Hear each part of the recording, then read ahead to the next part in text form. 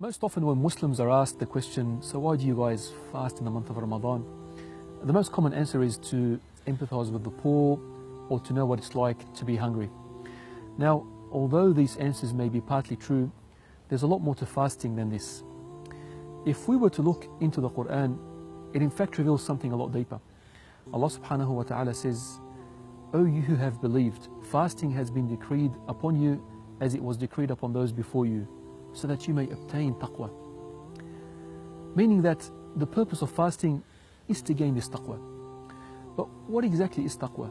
To answer this question, let's look at an amazing story whereby Umar ibn al-Khattab radiyallahu anhu asks Ubay bin Ka'b this very same question. What is taqwa? To which Ubay replies with an incredible example. He says, have you ever taken a thorny path? So Umar says, yes, I have. So Ubay then goes, so how did you travel along this thorny path?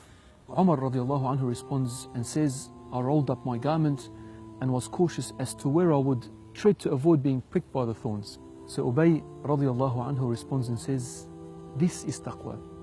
It's an amazing example that illustrates the meaning of taqwa.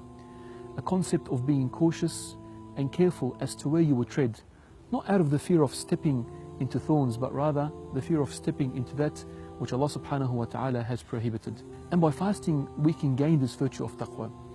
By abstaining from food and drink and constantly being cautious not to eat or drink during the day, we develop a heightened sense of awareness of Allah subhanahu wa ta'ala and more God consciousness.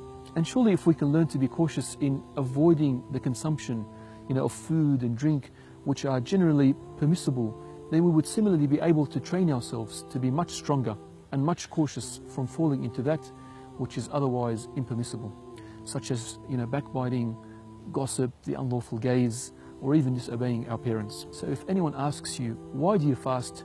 Tell them this, it's to gain taqwa.